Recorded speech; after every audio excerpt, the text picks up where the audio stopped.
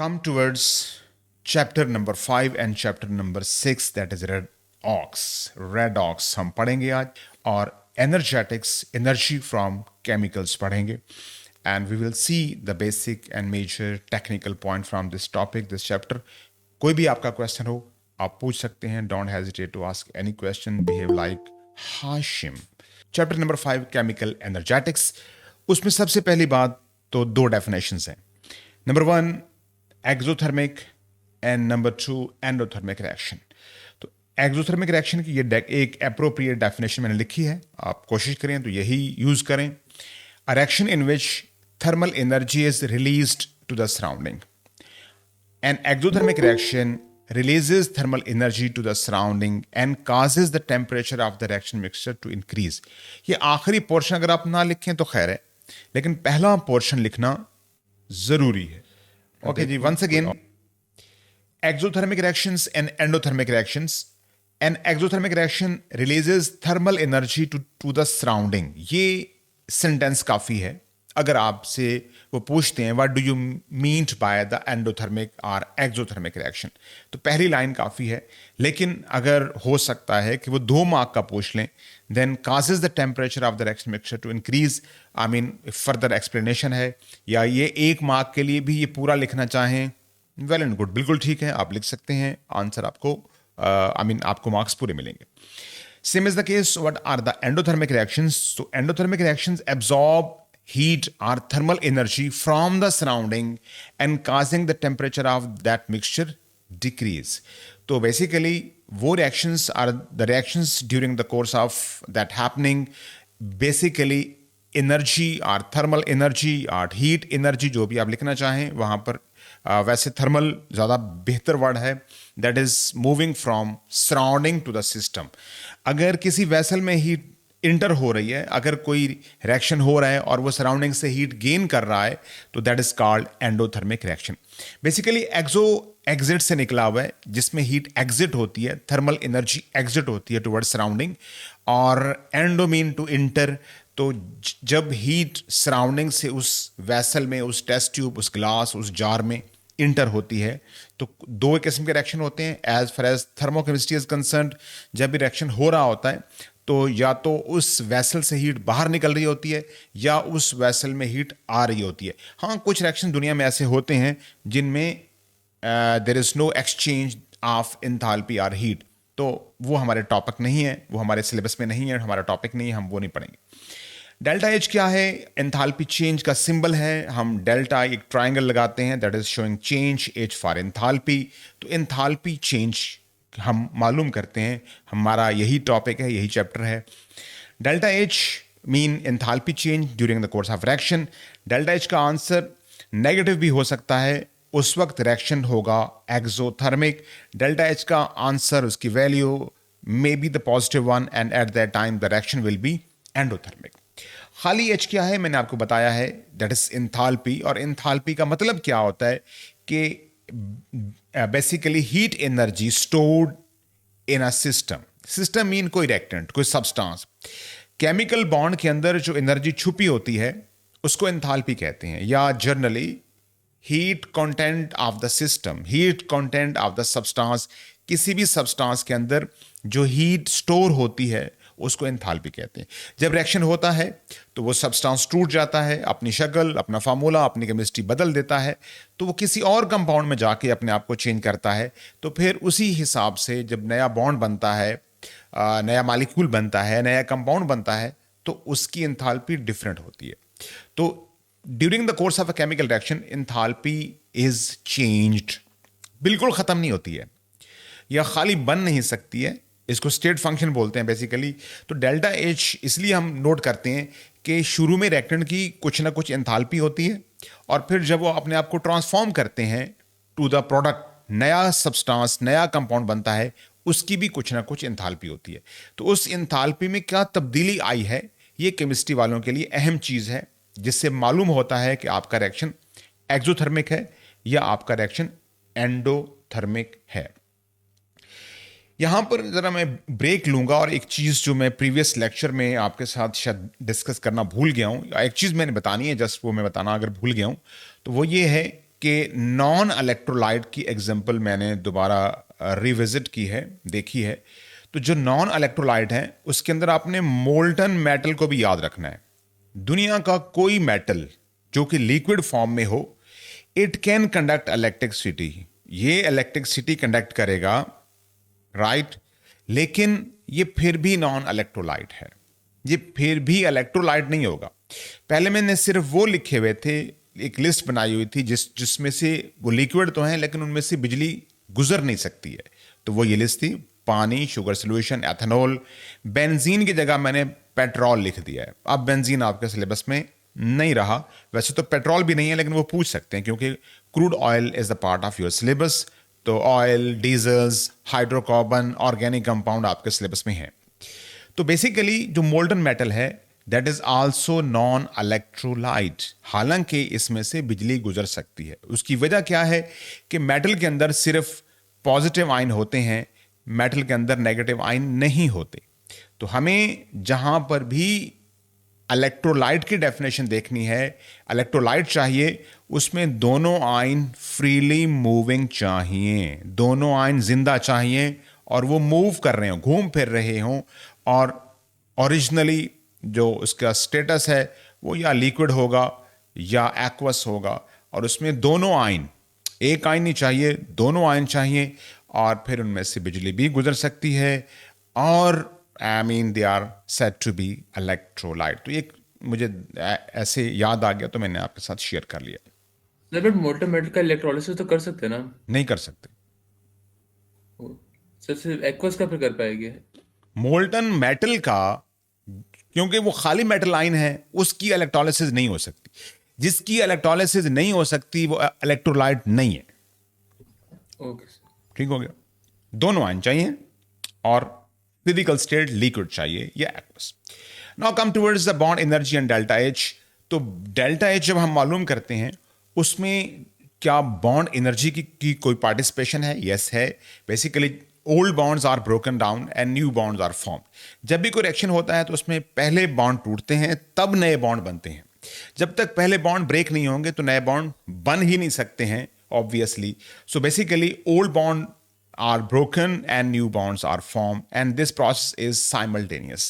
ये साथ साथ बॉन्ड टूट भी रहे होते हैं और बॉन्ड बन भी रहे होते हैं। जो बॉन्ड टूट रहे होते हैं they are going to absorb energy from the surrounding. यानी एक ही रिएक्शन है, अभी नहीं पता कि वो एक्सो है या वो एंडो है, वो क्या बला है नहीं पता।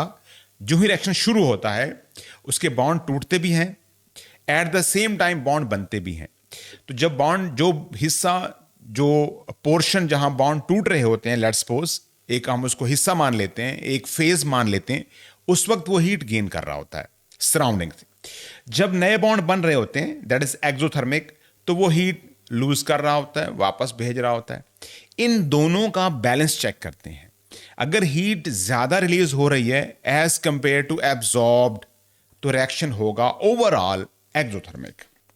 ओवरऑल यानी हर रिएक्शन एक्सो भी होता है, हर रिएक्शन एंडो भी होता है, लेकिन ओवरऑल हीट एब्जॉर्ब और रिलीज पे डिपेंड करता है कि ओवरऑल वो क्या है, वो एक्सो है या एंडो है, राइट। तो net energy change will let you know either your reaction is going to be exothermic और एंडोथर्मिक।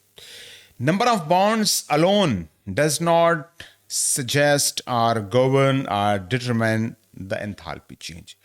यानी कि 100 बॉन्ड टूट रहे हैं, 10 बन रहे हैं, तो अपेरेंटली ये लगता है कि 100 बॉन्ड टूट रहे हैं, 100 बॉन्ड एनर्जी एब्जॉर्ब कर रहे हैं, सिर्फ 10 बन रहे हैं तो कम जो एनर्जी एग्जिट होगी, ऐसा नहीं है। नंबर ऑफ बॉन्ड के ऊपर कभी भी आपने डिसीजन नहीं लेना। याद रखना है कि नंबर ऑफ बॉन्ड्स जो ब्रेक हो रहे हैं या मेक हो रहे हैं उस पे एंथैल्पी डिपेंड नहीं करती, बॉन्ड स्ट्रेंथ पे डिपेंड करती है कि टूटने वाला बॉन्ड स्ट्रांग था या वीक था, बनने वाला बॉन्ड स्ट्रांगर है या वीकर है, इस चीज पे डिपेंड करता है। तो आइए एक दफा फिर कुछ मेन पॉइंट्स देखते हैं, exothermic versus endothermic. Exothermic reactions, energy release to the surrounding, released, ये बेसिक मेन पॉइंट है यहां पर। And the next main point, the product, जो नया सब्सटेंस बना है, नई चीज बनी है, going to have lower enthalpy than the reactant. Yes, exothermic के अंदर जो नया सब्सटेंस बनता है उसके पास जो बाकी एंथैल्पी एनर्जी बचती है वो कम होती है एज कंपेयर टू जो रिएक्टेंट के पास थी। जो रिएक्टेंट के पास शुरू में एनर्जी थी, एंथैल्पी थी, उसकी थी, है नहीं, हो सकता है उनमें से कोई रिएक्टेंट खत्म हो जाए बिल्कुल। तो जो शुरू में रिएक्टेंट के पास एंथैल्पी थी, एनर्जी थी, that is higher than that of the new substance formed. जो नया कंपाउंड बना है उसकी एंथैल्पी कम होगी, लोअर होगी as compare to its parental atom और parental molecule, parental reactants, reactant से कम होगी। डेल्टा एच नेगेटिव होगा और नया कंपाउंड बनने वाला मोर स्टेबल होगा। Yes, it is true. ये सारे अहम पॉइंट हैं कि एक्सोथर्मिक रिएक्शन में जो भी कंपाउंड बनेगा वो थर्मली मोर स्टेबल होगा, उसकी लाइफ स्पैन ज्यादा होगा और उसकी एक बनने की रीजन ये भी है, इसलिए वो बना है। एंडोथर्मिक रिएक्शन में हीट एब्जॉर्ब होती है, यस पहला पॉइंट। और अगर जो नई चीज बनी है उसकी एनर्जी रिएक्टेंट के मुकाबले में ज्यादा होगी, the products are having high enthalpy than the reactant, sorry, and delta H का आंसर या वैल्यू साइन पॉजिटिव होगा। And the compound that is being form as a result of endothermic reaction is less stable. वो हो सकता है उसके बाद वो ट्रांसफॉर्म हो जाए, वो टूट जाए, वो किसी और कंपाउंड में अपने आप को चेंज कर ले, तो वो प्रोडक्ट स्टेबल नहीं होती। तो क्वेश्चन में इन्हीं हिंट्स को देखना है कि क्वेश्चन के अंदर वो क्या कह रहे हैं आपको। कोई क्वेश्चन पूछ लेते हैं कि एक कंपाउंड है that is being form and that is a more stable, what should be its nature of reaction, exo और एंडो। तो आपने स्टेबिलिटी को देखना है। या वो आपको बता रहे हैं कि एक कंपाउंड बन रहा है, उसकी एंथैल्पी अपने रिएक्टेंट से ज्यादा है, ज्यादा, तो मीन वो रिएक्शन एंडोथर्मिक। तो यही पॉइंट्स लगा के आपने अपना आंसर डिजाइन करना है। Next thing is the example, the main crucial important point for MCQs. Direct अगर आपको एक्सोथर्मिक का आंसर चूज करना है एमसीक्यूज में, तो आपको ये पॉइंट्स आने चाहिए, ये एग्जाम्पल्स आने चाहिए। तमाम कंबस्शन, लकड़ी का जलना, गैस का जलना, ऑयल का जलना, हाइड्रोजन का जलना, पेपर का जलना, सारे कंबस्शन एक्सोथर्मिक है। मेटल अगर एक और मेटल आयन को डिस्प्लेस कर रहा है, चैप्टर नंबर 9 में पढ़ा था हमने, तो उसे कहते हैं मेटल डिस्प्लेसमेंट, एक्सोथर्मिक है। प्रेसिपिटेशन, दो एक्वस सॉल्यूशन को मिलाओ और वहां पर दरमियान में कोई सॉलिड जन्म ले, कोई सॉलिड कंपाउंड बन जाए, that is called precipitation, exothermic. वो गर्म होगा, वो वेसल, हीट बाहर निकलेगी, I mean. Respiration, unquestionably exothermic. Freezing and condensation, these are not chemical changes, ये फिजिकल प्रोसेस है। किसी लिक्विड को ठंडा करें कि वो सॉलिड बन जाए, फ्रीजिंग, एंड अगर आप किसी गैस को ठंडा करें और वो लिक्विड बन जाए, कंडेंसेशन। ये दोनों प्रोसीजर एक्सोथर्मिक। एसिड बेस दुनिया में जब भी मिलेंगे एक्सोथर्मिक रिएक्शन होगा। एसिड बेस के मिलने से टेम्परेचर राइज करता है उस वेसल का, याद रखें। And the last one is radioactivity, alpha beta gamma radiation. आपने फिजिक्स में भी पढ़ा होगा। तो जहां पर भी अल्फा बीटा गैमा रेडिएशन की इमिशन होती है, एक्सोथर्मिक है। एंडो पे आ जाए। थर्मल डिकम्पोजिशन, हीट करके अगर आप किसी कार्बोनेट को, किसी नाइट्रेट को, किसी OH वाले कंपाउंड को तोड़ना चाहते हैं, तोड़ रहे हैं, that is called thermal decomposition. Thermal mean heat, decompose mean उसका फार्मूला चेंज करना, उसको 2 हिस्सों में, 3 हिस्सों में चेंज कर देना, that is endothermic. Evaporation, melting, boiling, तीनों बेसिकली फिजिकल प्रोसेस हैं, ये केमिकल चेंजेस नहीं है। तो these all are endothermic. Photosynthesis, yes, that is reciprocal of respiration, in fact, that is endothermic. Heat होगी, सूरज की रोशनी, धूप आएगी, यूवी लाइट आएगी, फोटॉन्स आएंगे, तब ये रिएक्शन होगा। इलेक्ट्रोलाइसिस, मैंने कल पढ़ाया आपको, ये भी basically that is taken in, ये इलेक्ट्रिकल एनर्जी खाता है रिएक्शन, तब रिएक्शन होता है endothermic. Atomization, making atom from the molecule, अगर किसी इक्वेशन में एटम्स बन रहे हो, कैसे, ये देखें जरा गौर से। CH4 is going to break itself into 4 hydrogen atom and 1 carbon atom, 1 mole of carbon atom.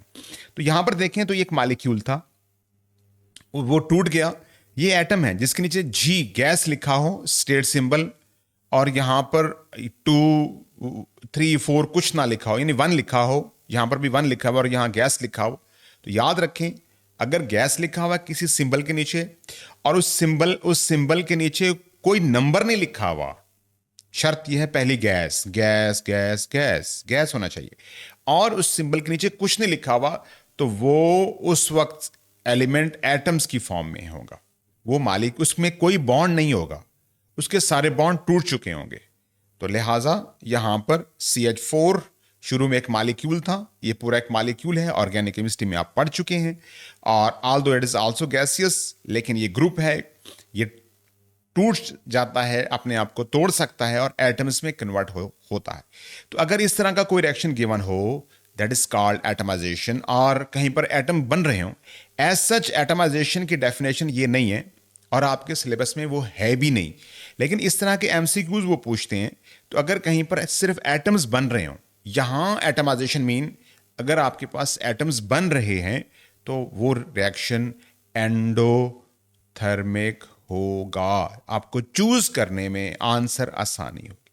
Some dissolving reaction are endothermic, even आप शुगर को पानी में हल कर दें, नमक को पानी में हल कर दें, both are endothermic. Next thing, delta T कैसे मालूम करते हैं और डेल्टा टी से एक्सो एंडो कैसे निकालते हैं। तो फॉर्मूला यह है डेल्टा टी का, T final minus T initial. आपके पास कोई भी वेसल है, आपने उसका, लेट्स सपोज मेरे पास एक पानी है, इसका इनिशियल टेम्परेचर मैंने चेक किया है, थर्मामीटर लगाया है शुरू में मैंने, और मेरे पास आंसर आया है 25 डिग्री सेल्सियस। फिर मैंने इसमें कुछ सॉलिड डिसॉल्व किया है, कोशिश की है चेक करने के लिए, और फिर फाइनली मैंने देखा कुछ देर के बाद the new temperature is going to be, let's suppose just 5 degree Celsius. Temperature कम हो गया है, तो मैं डेल्टा टी निकालूंगा। Delta T, sorry not delta H, delta T is equal to final minus initial, so the answer is equal to -20 degree. तो अगर delta T का आंसर माइनस आ रहा है तो डेल्टा एच का आंसर उसके उलट होगा, रेसिप्रोकल होगा उसके। तो डेल्टा एच का आंसर पॉजिटिव होगा, आंसर और होगा 20 नहीं होगा, दैट इज नॉट इक्वल। मैंने यहां पर भी एक साइन ऑफ प्रोपोर्शनैलिटी लगाया है, इक्वल नहीं होता। Delta T is not equal to delta H, और चीजें ऐड करनी पड़ती हैं इसके अंदर, वो आप नेक्स्ट लेवल में अगर जाएंगे तो पढ़ेंगे। बहरहाल जो आंसर डेल्टा टी का आएगा, आपने इस तरह इसको आंसर निकालना है, उसका आंसर का साइन जो भी होगा, डेल्टा एच के आंसर का साइन उसके रेसिप्रोकल उलट होगा। तो ये अगर टेम्परेचर डाउन हो रहा है, the reaction is endothermic, delta H का साइन पॉजिटिव है, and that is called endothermic reaction. So basically sir जी सर अगर टेम्परेचर डिक्रीज हो रहा है, रिलीज हो रही है, तो वो एक्सोथर्मिक नहीं होना चाहिए। रिलीज नहीं हो रही, ऐड हो रही है। सर टेम्परेचर डिक्रीज हो रहा है तो जी जी नहीं। जी जी जी बिल्कुल। आपने पानी के अंदर आइस को रखा है, हीट बाहर से पानी गेन कर रहा है, वो हीट पानी के अंदर जा रही है और आइस को तोड़ रही है, काम कर रही है, बॉन्ड ब्रेक कर रही है। तो कैसे टेम्परेचर इंक्रीज होगा? जो हीट एनर्जी बाहर से इंटर हो रही है, वो वहां पर उस वेसल के अंदर उस मॉलिक्यूल्स को ब्रेक करने में इस्तेमाल हो रही है। जब तक वो आगे जाके यूज होती रहेगी, यूटिलाइज करेगी अपने आप को, बॉन्ड तोड़ती रहेगी, इस पानी का जहां से आप टेम्परेचर नोट कर रहे हैं, इस वेसल का टेम्परेचर नहीं बढ़ेगा। हाँ, जब सारी आइस मेल्ट हो जाएगी, उसके बाद जो सराउंडिंग से हीट आएगी वो पानी को गर्म करेगी। यानी अगर मिनिमम 5 डिग्री पे चला गया है, तो फिर दोबारा हीट इसमें आएगी, जब नई हीट आएगी तो इसको 25 तक दोबारा ऊपर लेके आएगी। तो अगर हीट इंटर हो रही है तो हीट वहां पे स्टोर नहीं होके खड़ी नहीं है, पानी के अंदर जमा नहीं हो रही है। ये याद रखें, एक that is a huge misconception. जब भी कोई सब्सटेंस बाहर से हीट गेन कर रहा होता है या रिएक्शन हो रहा होता है, तो वो जो हीट आ रही होती है वो उसके बॉन्ड को ब्रेक करने में यूज हो जाती है, खत्म हो जाती है, कंज्यूम होती है, वो वहां रुकती नहीं है। जब वो मीडियम में हीट रुकेगी नहीं तो उसका टेम्परेचर कैसे ज्यादा होगा? हाँ, जब वो बॉन्ड ब्रेकिंग वाला सिस्टम खत्म हो गया, वो काम हो गया है, उसके बाद जितनी भी एडिशनल हीट आएगी वो उस पानी के अंदर अपने आप को स्टोर करेगी और उस वक्त जैसे टेम्परेचर बढ़ जाएगा। लेकिन जब तक रिएक्शन हो रहा है, अगर रिएक्शन हो रहा है किसी बीकर में, जग में, टेस्ट ट्यूब में, और वो हीट बाहर से गेन कर रहा है, तो वो हीट स्टोर नहीं हो रही। वो हीट उस जो रिएक्शन हो रहा है उसको हेल्प कर रही है, उसके बॉन्ड को ब्रेक करने में कंज्यूम हो रही है। ये बात आपने याद रखनी है, लिहाजा टेम्परेचर नहीं बढ़ेगा। अब यह है कि जनरली बात कि temperature of the mixture increases, मैं पहले भी आपको बता चुका हूं। अगर जिस टेस्ट ट्यूब में आप काम कर रहे हैं, जहां आपने दो चीज़ों को मिक्स किया है, जिसको हम बोलते हैं मिक्सचर सिस्टम, भी इसी को बोलते हैं, तो उसका अगर टेम्परेचर राइज कर रहा है तो रिएक्शन एक्सोथर्मिक। अगर वो टेस्ट ट्यूब ठंडी हो रही है या जो मिक्सचर है वो उसका टेम्परेचर डाउन हो रहा है, तो रिएक्शन इज बेसिकली एंडोथर्मिक। ये लिखा हुआ है नोट्स के अंदर, आपके पास हैं। फर्दर मोर आप यहां से रिवाइज कर सकते हैं। Next is energy of activation. Minimum amount of energy required to break the old bond of the reactant. यानी रिएक्टेंट्स खुद ब खुद बैठे बैठाए सम टाइम रूम टेम्परेचर पे अपने बॉन्ड नहीं तोड़ सकते, कुछ तोड़ भी लेते हैं। जो अपने बॉन्ड तोड़ लेते हैं ऑटोमेटिकली, वो भी एनर्जी गेन करते हैं सराउंडिंग से। यही बात जो अभी हाशिम ने पूछी है कि अगर हीट बाहर से आ रही है तो टेम्परेचर राइज क्यों नहीं होता। जब कोई रिएक्शन होने लगता है, उसने अपने बॉन्ड तोड़ने हैं। बॉन्ड तोड़ने के लिए, जैसे ये टेबल है, मैं इस टेबल को तोड़ना चाहता हूं तो मैं इसके ऊपर हीट लगाऊंगा, इसको फोर्स लगाऊंगा, एनर्जी लगाऊंगा या इसको गर्म करूंगा तो ये टूट जाएगी। तो इसी तरह बॉन्ड के तोड़ने के लिए भी आपको हीट चाहिए, तो वो बाहर सराउंडिंग से हीट एब्जॉर्ब करेगा। अगर उसके बॉन्ड वीक हैं और नॉर्मल रूम टेम्परेचर की जो एनर्जी लेके वो अपने बॉन्ड तोड़ सकता है, तो रूम टेम्परेचर के ऊपर ही वो टूट जाएगा, आपको हीट नहीं करना पड़ेगा। लेकिन उस वक्त भी दुनिया का कोई रिएक्शन ऐसा नहीं है जो एनर्जी ऑफ एक्टिवेशन के बगैर होता हो। हर रिएक्शन, वो एक्सो हो, वो एंडो हो, वो पहले एनर्जी एब्जॉर्ब करता है। रूम टेम्परेचर की सफिशिएंट है तो वो एब्जॉर्ब करेगा, नहीं तो you will have to heat it first. जैसे कि पेट्रोल पंप पे ऊपर खुदा ना खास्ता अगर आप स्पार्क दे दें तो वो पूरा पेट्रोल पंप ब्रस्ट हो जाएगा। लेकिन वो कई सालों से पहले है, उस वक्त वो फ्लेमेबल क्यों नहीं हुआ? क्यों कि पेट्रोल के मॉलिक्यूल्स को बेसिक एनर्जी चाहिए अपने बॉन्ड तोड़ने के लिए। बॉन्ड टूटेंगे, वो CO2 और H2O बनाएंगे, साथ हीट रिलीज करेंगे, वो हीट दूसरे मॉलिक्यूल के बॉन्ड तोड़ेगी और इस तरह एक चेन रिएक्शन होगा और वो पूरा जो एक सैंपल है वो जल जाएगा। लेकिन आपको ट्रिगर करना पड़ेगा, तो हर रिएक्शन एक्सो हो या एंडो, उसको आपको एनर्जी देनी पड़ती है, उसको प्रोवोक करना पड़ता है। So minimum energy required for the colliding particle to react and to make activated complex, ये एक खास टर्म है, यूज करते हैं। अगर आप लिख दें तो अच्छी बात है कि हर रिएक्टेंट बेसिकली इस पोजीशन पर जाता है, that is called activated complex. ये एक क्रूशियल स्टेज होती है रिएक्शन के अंदर, तो इतनी डिटेल शायद ना हो आपके सिलेबस में, बहरहाल तो आपको जो डेफिनेशन अच्छी लगे आपने लिख देनी है। मैंने यहां पर भी आपको बता दिया और लिखा भी हुआ है आपके पास। EA is always positive. Energy of activation का साइन कभी नेगेटिव नहीं होता। हर रिएक्टेंट अगर उसने रिएक्शन करना है, it has to absorb energy, तो energy of activation is always positive. अगर किसी रिएक्शन की एनर्जी ऑफ एक्टिवेशन कम है, जैसे मैंने अभी बोला है कि वो रूम टेम्परेचर के ऊपर अगर एनर्जी उसको सफिशिएंट मिल गई है, अपने बॉन्ड तोड़ सकता है, इसका मतलब उसकी EA की वैल्यू कम है, तो yes it will break its bond and it will do it in a rapid way. तो वो रिएक्शन जल्दी होगा। जिसकी एनर्जी ऑफ एक्टिवेशन कम है वो रिएक्शन फास्टर होते हैं, जिनकी एनर्जी ऑफ एक्टिवेशन ज्यादा होती है वो स्लोअर होते हैं। Energy of activation lower, reaction faster. Energy of activation higher, reaction slower. तो basically energy of activation is going to govern the speed of reaction.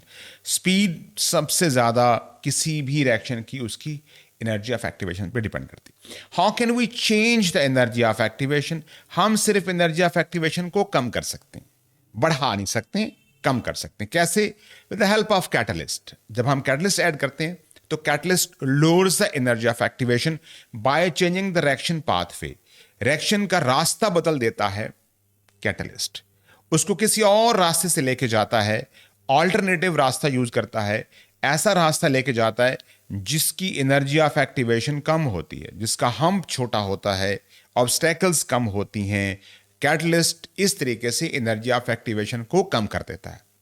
Without changing the path, energy of activation can not be decrease.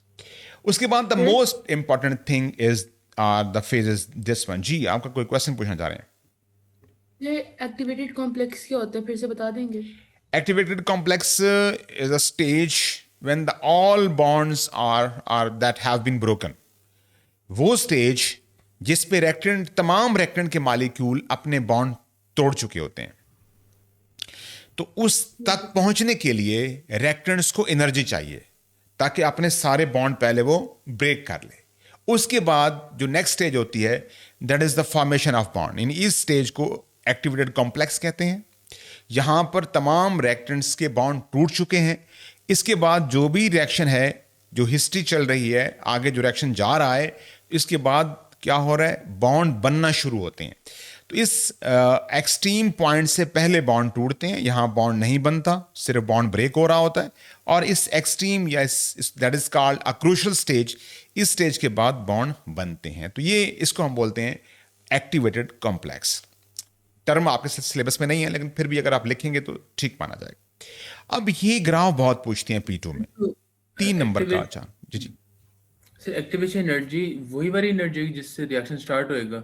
Ji, energy needed to break the bond और minimum energy to start the reaction. 2-3 definitions हैं बहरहाल मेरे हिसाब से। तो अगर आप ये लिखेंगे कि रिएक्शन के लिए, कुलयन के लिए जो सफिशिएंट एनर्जी चाहिए, जो रिएक्टेंट के पास होनी लाजमी है, वरना वो अपना बॉन्ड ब्रेक नहीं कर सकते, तो that is called energy of activation. ये डेफिनेशन लिख दें या कोई भी लिख दें किसी भी फॉर्मेट में, मतलब यही है कि वो एनर्जी जो बॉन्ड तोड़ने के लिए चाहिए होती है रिएक्टेंट को, उसको एनर्जी ऑफ एक्टिवेशन बोलते हैं। Okay sir.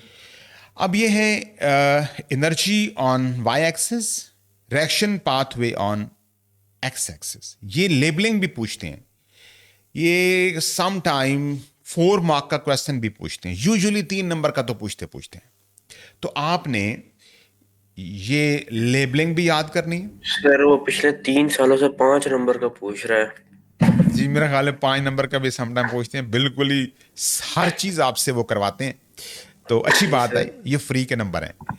तो यहां पर देखें, आप कोई भी निशान लगा लें। H mean enthalpy, enthalpy of the reactant, and this is enthalpy of the product. जो जहां पर भी आपने सेकंड लाइन लगाई है, दैट इज प्रोडक्ट। अगर आपको रिएक्टेंट गिवन हो तो आप उनके नाम लिख सकते हैं, नॉमिनीज फार्मूलाज भी लिख सकते हैं। यील्ड यानी प्रोडक्ट गिवन है तो उसको भी लिख सकते हैं, नहीं तो कोई ज़रूरी नहीं है। आपने रिएक्टेंट्स और प्रोडक्ट्स, बस ये 2 लेबलिंग कर देनी है, काफ़ी। फिर एनर्जी ऑफ एक्टिवेशन अगर वो आपसे पूछें तो इसका एरो हमेशा ऊपर लगाना है, रिएक्टेंट्स से शुरू करना है, ऊपर जाना है, ऊपर, नीचे नहीं लगाना। एनर्जी ऑफ एक्टिवेशन हमेशा क्योंकि पॉजिटिव होती है तो उसका एरो ऊपर लगाते हैं। इवन आपने कैटलिस्ट ऐड किया है तो उसकी वैल्यू थोड़ी सी कम हो जाएगी, लेकिन अभी भी energy of activation during the presence of catalyst अभी भी एरो ऊपर लगाना है आपने। फिर डेल्टा H का एरो मार्क करते हैं। दूसरी चीज, इसका एरो नीचे भी हो सकता है, इसका एरो ऊपर भी हो सकता है। अगर आपका कंपाउंड नया बनने वाला, आई मीन आपका जो नया रिएक्शन है, जो रिएक्शन हुआ है, सॉरी, अगर वो है एंडोथर्मिक तो आप एरो ऊपर लगाएंगे। और now this time the product is going to have more enthalpy than the reactants. अगर नई चीज जो बनी है उसके पास एंथैल्पी ज्यादा है as compare to its parents reactants, तो बेसिकली एरो ऊपर को जाएगा, उसने एनर्जी गेन की है ओवरऑल। अगर आपका रिएक्शन एक्सोथर्मिक है तो फिर एक्सोथर्मिक के लिए आप एरो नीचे को लगाएंगे। लेकिन याद रखें, जो भी एरो लगाएंगे आप इस डायग्राम में, वो सारे के सारे शुरू कहां से होंगे, रिएक्टेंट से शुरू होंगे। कोई एरो रिएक्टेंट की तरफ नहीं जाएगा, ना एनर्जी ऑफ एक्टिवेशन का, ना डेल्टा H का। एरो शुरू करने हैं रिएक्टेंट से शुरू होंगे तमाम एरोज। एनर्जी ऑफ एक्टिवेशन ऊपर हमेशा, कम ज्यादा जो भी है। डेल्टा एच ऊपर भी जा सकता है, नीचे भी जा सकता है। अगर रिएक्शन एंडो है तो डेल्टा एच का एरो ऊपर, एक्सो है तो नीचे। जी, ये एक फार्मूला है, delta H is equal to H P minus H R. अगर आपने वैल्यू निकालनी हो, आंसर निकालना हो, अगर आपको गिवन हो, या खुद से सपोज वैल्यू करके भी आप आंसर निकाल सकते हैं, तो H P minus H are, enthalpy of the product minus enthalpy of the reactant will let you know the sign and the answer। कोई भी डिजिटल यहां पर आंसर आ जाएगा। अगर आंसर नेगेटिव आ रहा है तो आपका रिएक्शन एक्सोथर्मिक है, अगर ये डेल्टा एच का आंसर पॉजिटिव आ रहा है तो आपका रिएक्शन एंडोथर्मिक है। तो एक्सो एंडो भी आप मालूम कर सकते हैं। एक और चीज जो शायद वो आपसे पूछें, मैंने यहां पर मेंशन वैसे किया हुआ है, रिवर्स रिएक्शन की एनर्जी ऑफ एक्टिवेशन का ये फार्मूला गिवन है। ये आपको शायद अपनी बुक्स पे नहीं मिलेगा, नोट इट डाउन। अगर आपके पास ये मेरे वाले नोट से बुक नहीं है तो एनर्जी ऑफ एक्टिवेशन, अगर रिएक्शन को आपने रिवर्स कर दिया है, तो अब रिएक्शन यूं जा रहा है, रिवर्स वापस जा रहा है, तो एनर्जी ऑफ एक्टिवेशन बढ़ जाएगी। अब भी पॉजिटिव होगी। Energy of activation can never be negative. इसका आंसर कैसे मालूम करेंगे? तो उसका एक तरीका है कि जो नॉर्मल एनर्जी ऑफ एक्टिवेशन थी माइनस जो डेल्टा एच का आंसर निकाला है वो कर देंगे, तो that is energy of activation for reverse reaction. तो एनर्जी ऑफ एक्टिवेशन माइनस जो आंसर डेल्टा एच का है उसको यहां पर इस फार्मूला में पुट करेंगे। फॉर एग्जांपल इस वक्त डायग्राम गिवन है, let me zoom in further. Yes, यहां पर देखिए, इसके अंदर जो एनर्जी ऑफ एक्टिवेशन थी वो +20 थी, जो डेल्टा एच था वो 40 से 10 30 था। Here is delta H, yes, -30 था। तो देखिए +20 माइनस -30, द आंसर इज +50।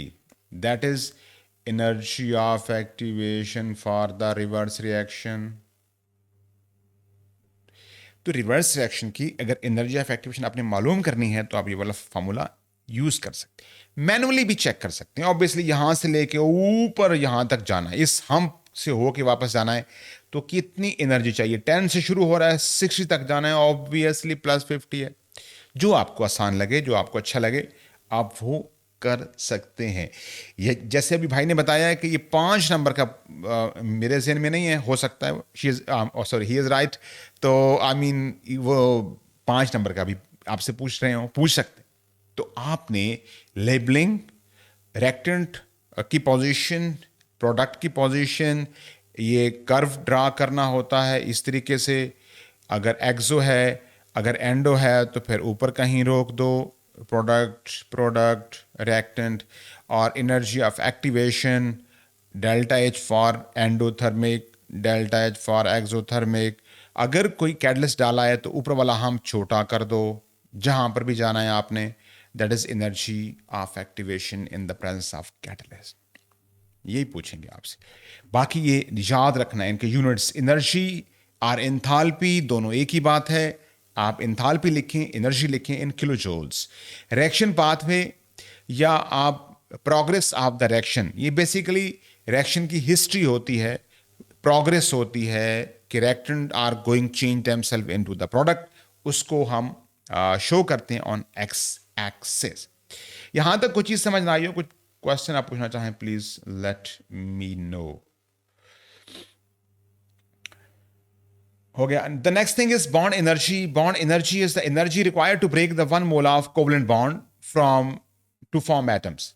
यानी आप बॉन्ड एनर्जी ये है कि अगर आप किसी भी मालिक्यूल के सारे बॉन्ड तोड़ दें और उनको एटम बना दें, तो जितनी हीट आपको चाहिए, एनर्जी चाहिए, उसको बॉन्ड एनर्जी कहते हैं। ये अब आजकल बहुत इंपॉर्टेंट टॉपिक हो गया है। क्यों? कि एक नया फार्मूला यूज हो रहा है, नया टॉपिक इंट्रोड्यूस हुआ है 2023 में, और ये अभी तक हर साल क्वेश्चन पूछ रहे हैं।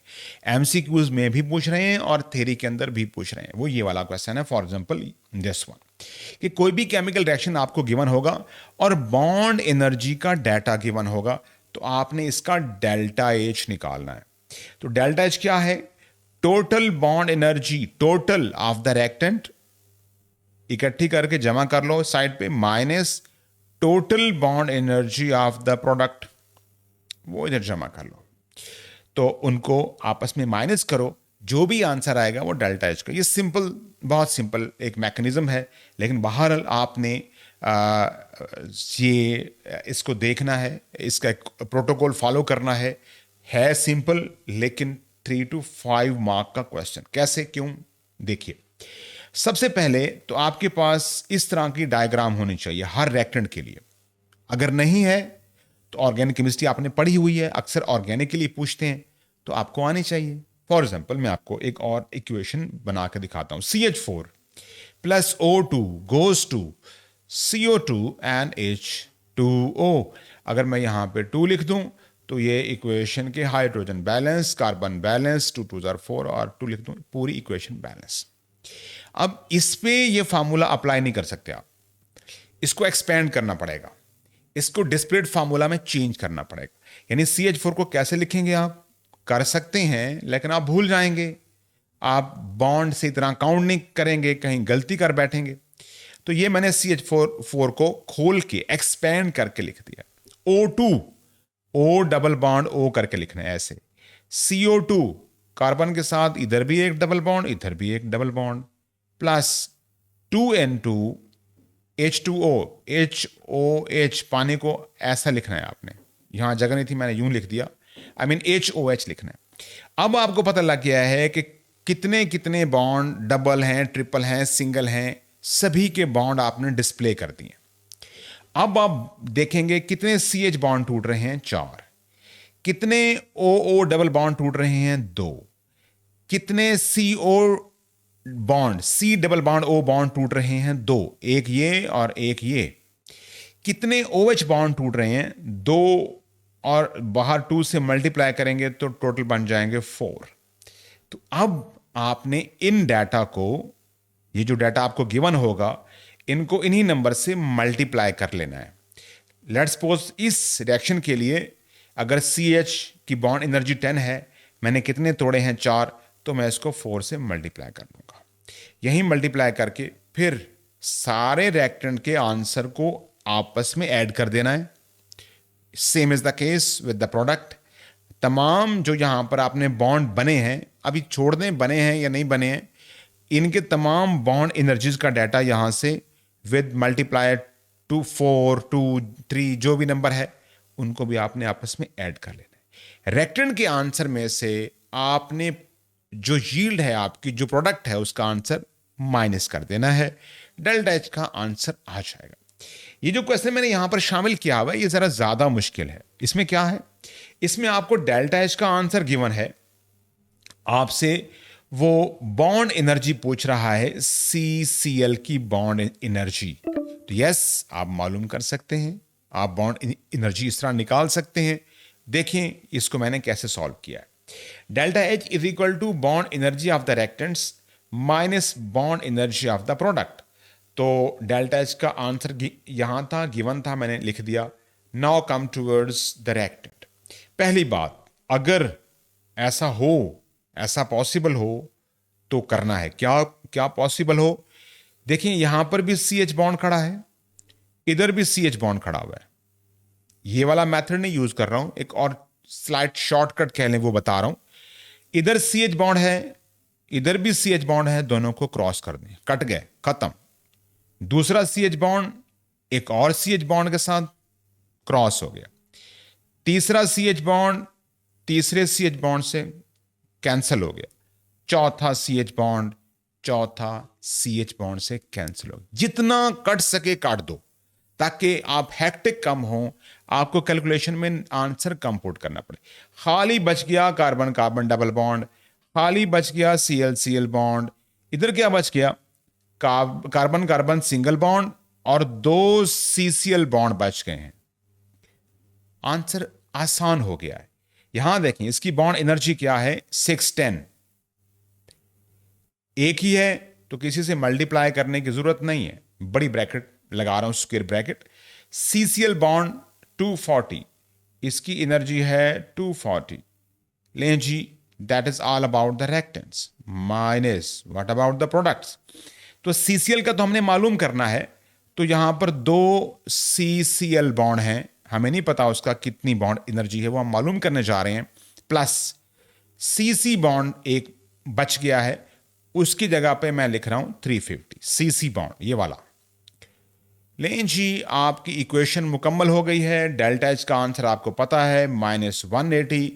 इस इक्वेशन को सॉल्व कर लें, आपके पास CCl की बॉन्ड एनर्जी का आंसर आ जाएगा। The last thing about this topic, ये देख रहे हैं, how to report the answer. सबसे ज्यादा मोस्ट ऑफन आस्क्ड क्वेश्चन ये है। आपको बताया होगा कि रिएक्शन एक्सो है या एंडो है, आपने जस्टिफिकेशन देनी होगी। तो पहला पॉइंट आपने हर दफा हर क्वेश्चन में जहां एक्सो एंडो पूछते हैं, हर दफा लाजमी लिखना है। कौन सा है? ये वाला। Bond breaking is endothermic while bond making is exothermic. जो भी क्वेश्चन हो, एक्सो के बारे में हो या एंडो के बारे में हो, आपने ये लाजमी लिखना है। नेक्स्ट, देखिए मैंने 2 लिखा हुआ है, तो इन पॉइंट नंबर 2 में से कोई एक लिखना है। अगर रिएक्शन एक्सोथर्मिक है तो फिर ये वाली लाइन लिखनी है कि less energy is absorbed than released in the reaction, यानी एनर्जी एब्जॉर्ब कम हुई है, ज्यादा एग्जिट हुई है, तो रिएक्शन एक्सोथर्मिक है। अगर एंडोथर्मिक है तो फिर पहले वाली लाइन नहीं लिखनी, ये वाली लाइन, यानी पहला portion bond breaking bond making लिखना है, फिर एनर्जी रिलीज्ड या एब्जॉर्ब्ड के बारे में लिखना है। रिलीज्ड या एब्जॉर्ब्ड क्या हो रही है, एनर्जी के को डिस्कस करना है, एनर्जी को याद रखें। और अगर फिर भी 3 मार्क का क्वेश्चन हो, समटाइम हो सकता है, तो फिर आपने वीक बॉन्ड्स या स्ट्रॉन्ग बॉन्ड, इन 2 वर्ड को विद रिस्पेक्ट टू बॉन्ड आपने डिस्कस करना है। अगेन पॉइंट नंबर 3 से भी आपने एक लाइन चूज करनी है। एक्सो है तो ये वाली लाइन, एंडो है तो ये वाली लाइन। पहले 2 पॉइंट हर हाल में लिखने हैं। पहला तो वैसे लिखना है, 2 में से एक लाइन, 3 में से एक लाइन ऑप्शनल है, लेकिन अगर चाहें आपको समझ ना आ रही हो तो कोई बात नहीं, आप लिख दीजिए, नंबर नहीं काट सकते वो आपके। अगर आपने सही लिखा हुआ है, एडिशनल लिखा हुआ है, इवन अगर आपने ए लेवल की केमिस्ट्री के अकॉर्डिंग आंसर सही लिखा हुआ है, they are bound to give you the numbers. Number नहीं काट सकते। यही खूबसूरती है कैम्ब्रिज यूनिवर्सिटी एग्जामिनेशन की, कि सही नंबर के आपको मार्क्स काटे नहीं जा सकते, उसको देने पड़ते हैं अगर वो रेलिवेंट आंसर है, बेशक वो हायर लेवल का। तो that is all about this chapter. उसके बाद टाइम तो कम है, लेकिन मैं जा रहा हूं, स्विच कर रहा हूं टुवर्ड्स रेड ऑक्स। ऑक्सीडेशन की डेफिनेशंस, डिफरेंट डेफिनेशंस हैं। Loss of electron, gain of oxygen, loss of hydrogen, increase in oxidation state. मेरे नज़दीक सबसे अहम डेफिनेशन का हिस्सा ये वाला है। ऑर्गेनिक में हम इसको यूज नहीं करते, ऑर्गेनिक में हम देखते हैं ऑक्सीजन और हाइड्रोजन को, लेकिन वहां पर भी अगर चाहें तो आप इसको देख सकते हैं। लेकिन सबसे ज्यादा अगर आपने ये डिसाइड करना हो कि इस रिएक्शन में कौन ऑक्सीडाइज हो रहा है और कौन रिड्यूस हो रहा है, तो आपने इसी पॉइंट को देखना है। ऑक्सीडेशन स्टेट को चेक करना है, क्या वो कम हो रही है या ज्यादा हो रही है, इसको आपने देखना है। उसके बाद देन कुछ रूल्स हैं, आपने पढ़े हुए हैं, मैं पहले उस रूल्स पे जा रहा हूं। वो ये वाले कि आपको ऑक्सीडेशन नंबर निकालना आना चाहिए, और you know oxidation number are state are written in Roman words. Roman counting भी आपको आनी चाहिए। तो बेसिकली जितने भी फ्री एलिमेंट्स होते हैं जिसके नीचे 2 हो, 4 हो, 8 हो या कुछ भी ना हो, तो उनका नंबर आंसर 0 लिखना है। यानी कि तमाम एक जैसे एलिमेंट, ये 8 एस हैं सारे एस, या 8 हों या 8000 हों, इससे कोई फर्क नहीं पड़ता, सारे एक जैसे हैं, नंबर 0। फिर अगर आपके पास कोई कंपाउंड है, यानी कि प्योर एलिमेंट्स नहीं है, तो ग्रुप नंबर 1 का नंबर +1, ग्रुप 2 वाले का +2, ग्रुप 3 वाले का +3, ऐसे ही ग्रुप नंबर देख के उनके नंबर लगाने। ऑक्सीजन का -2 लिखना है, सिर्फ एक एक्सेप्शन है, वो भी आपसे उन्होंने कभी पूछी नहीं है, वो OF2 की है। यहां ऑक्सीजन +2 है। एक और भी है मेरी बुक्स में वो लिखा हुआ है, लेकिन आपने अभी फिलहाल ऑक्सीजन को -2 मानना है, ज़्यादा अपने आप को हेक्टिक नहीं करना, आपका आंसर ठीक आएगा। हाइड्रोजन को हमेशा +1 देना है, हमेशा। शॉर्टकट यही है, ब्रीफली इनको फॉलो करना। Transition elements, transition metal group 5 का कोई एलिमेंट हो, ग्रुप 6 का हो, ग्रुप 7 का हो, they are showing variable oxidation state. उनका आंसर आखिर में ढूंढना है, सर्च करना है, लिखना है। मोस्ट ऑफ द टाइम इनका नंबर फिक्स नहीं होता, इनके नंबर वेरी करते रहते हैं। Sum of the oxidation numbers that is equal to the charge on the species। अगर कोई भी फॉर एग्जाम्पल NO3 1 नेगेटिव ये आयन है, तो इस पूरे NO3 का ऑक्सीडेशन नंबर भी -1 होगा। जो चार्ज है वही इसका नंबर होगा। जो नॉर्मल कंपाउंड होते हैं तो उनका ऑक्सीडेशन नंबर 0 होगा, जैसे KMnO4 है, NaClO3 है, इनका नंबर ऑक्सीडेशन नंबर 0 होना चाहिए। अब देखें KMnO4 है, तो जितने एलिमेंट हैं उसके उतने हिस्से बना दें और देखें सभी के नंबर सर्च करें। सभी के खुद से आपने सर्च करने। तो पहला मैंने कहा था, आपने इस अरेंजमेंट को भूलना नहीं है कि पहले आपने ग्रुप 1, ग्रुप 2, ग्रुप 3 के नंबर लगाने हैं, फिर ऑक्सीजन का नंबर लगाना है, फिर H का नंबर लगाना है, फिर आगे चलते जाना है।